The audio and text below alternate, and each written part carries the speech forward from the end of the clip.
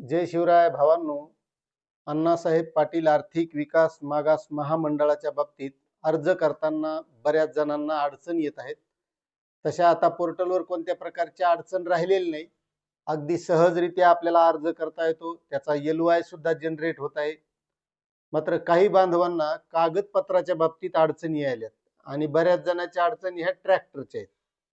आता अडचण महामंडळाच्या बाबतीत कोणतीच राहिली नाही. अडचण हे खरी फक्त आता आपल्याला बँकेकडून कर्ज कसं मिळवायचं, कारण LOI जनरेट होतो, मात्र ह्या बँका कर्ज द्यायला तयार होत नाहीत आणि हे कर्ज कसं मिळवायचं ही सगळी माहिती आपल्याला या व्हिडिओमधून घ्यायची.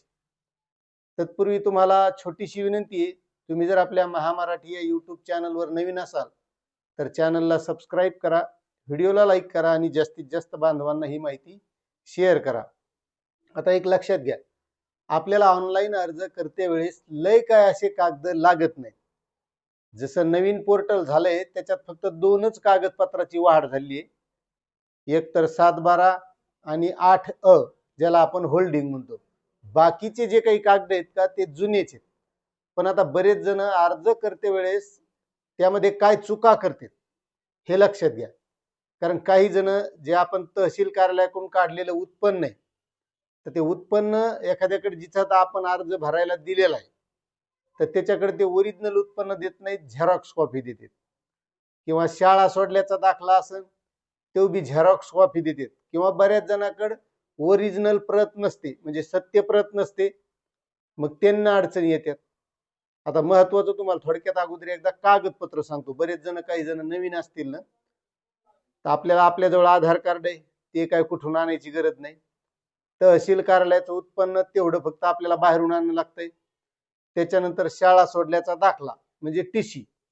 जर TC तुमच्याकडे ओरिजिनल असेल तर ठीक, नसेल तर आपली 10वीची दुय्यम प्रत आपल्याला सहज आपण जिथं शाळात असतो तिथून कुठूनही काढता येते. त्याच्यानंतर रहिवासी पुरावा म्हणून लागतं बँकेचं पासबुक, रेशन कार्ड किंवा लाईट बिल.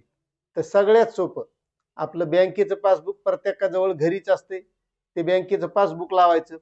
रेशन कार्डही लावायला अडचण नाही, पण आता पहिले रेशन कार्ड कसे आहेत, आपले पेनानं नावं लिहिलेली, त्याच्यात पूर्ण नाव नसतं, नुसतं नावच असतंय आणि नंतर बाकीचं नावाला डॅश मारलेला असतो, कुटुंब प्रमुखाचं पूर्ण नाव असते. त्याच्यामुळे सगळ्यात सोपं बँकेचं पासबुक लावायचं. आणि राहिलं 7/12 आणि 8 तर हे कुठेही आपल्याला ऑनलाईन पद्धतीने 15 रुपयामध्ये डाउनलोड करता येतंय. 7/12 आणि 15 रुपयात 8, फक्त एवढेच कागद लागत आहेत. मात्र महत्वाचा मुद्दा याच्यात आहे की बरेच जणांना ज्या अडचणी येतात का, त्या अडचणी याच्यामुळे येतात की झेरॉक्स कॉपी अपलोड करणे किंवा अपलोड करते वेळेस जे स्कॅन केलेत कागदपत्र तर ते स्पष्ट न दिसणे.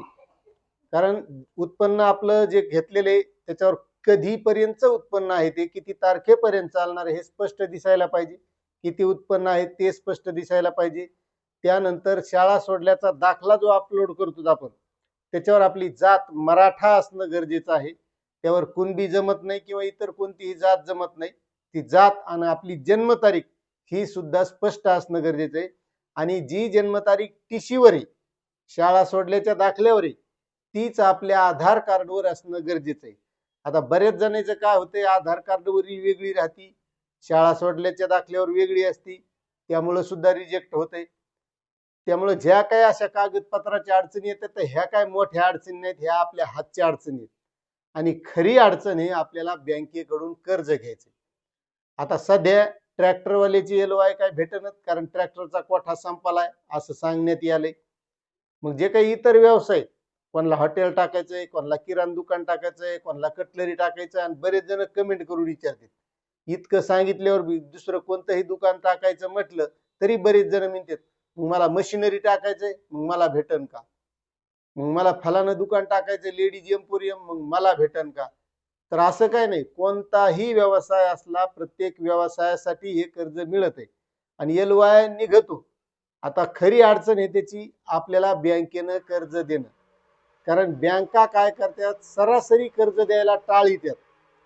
कारण ग्रामीण भागातले जे काय असतात शेतकऱ्याची पोरं असतात, शेतकऱ्यानं क्रॉप लोन घेतलेलं असते, कर्जमाफी मिळणार हे म्हणून क्रॉप लोन लवकर काय भरीत नाहीत आणि त्यामुळे बँका टाळाटाळ करीत असतात. पण कर्ज घेण्याची एक खरी पद्धत सांगतो माझ्या हिशोबानं. की तुम्हाला कर्ज घ्यायचं ना तर त्या बँक मॅनेजरकडे गेल्याच्या नंतर त्याला सविस्तर माहिती सांगायची की मी कर्ज घ्यायलो कशासाठी, मी कर्ज घेऊन करणार काय आहे, तुमचं कर्ज भरणार कसं आहे, हे सगळी माहिती त्याला सांगायची. पण आता त्याच्यात बी नवीन पोर आहे ना, काय आहे, कुठं मोबाईल घे, बजाजच्या फायनान्सहून, फोन पेहून काही वस्तू खरेदी कर, ॲमेझॉनहून कर, आणि त्याच्यात काय आहे, कर्ज पहिलं जर घेतलेलं असेल तर आपला सिबिल स्कोअर डाऊन असल्यामुळे बँका सुद्धा टाळाटाळ करतात. त्याच्यामुळे आपला सिबिल स्कोअर चांगला असणं गरजेचं आहे. आता कागदपत्राच्या बाबतीत पुन्हा एक बरेच जण म्हणते सिबिल स्कोअर म्हणल्यावर पॅन कार्ड सुद्धा गरजेचं आहे. पॅन कार्ड विसरलं होतं. तर मित्रांनो, अशा पद्धतीने आपण बँक मॅनेजरला सांगायचं आणि त्या पद्धतीने हे कर्ज मिळवायचं.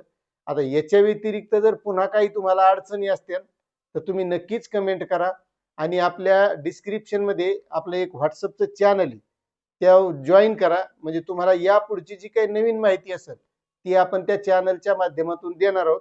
व्हॉट्सअपच्या ग्रुपवर देणार नाहीत, कारण व्हॉट्सअपच्या ग्रुपवर काय झालंय, बरेच जण ऍड होते, ते एकमेकाचे नंबर एकमेकाला दिसतेत आणि त्यापासून कोणाचे कोणाला नंबर दिसू नये मग चॅनल आपण सुरू केले. त्याच्यामुळे ते चॅनल जॉईन करा. यापुढची सगळी माहिती तुम्हाला त्या चॅनलच्या द्वारे मिळेल. आता ही माहिती तुम्हाला कशी वाटली याबद्दल नक्कीच कमेंट करा, आणि चॅनलवर नवीन असाल तर सबस्क्राईब करा.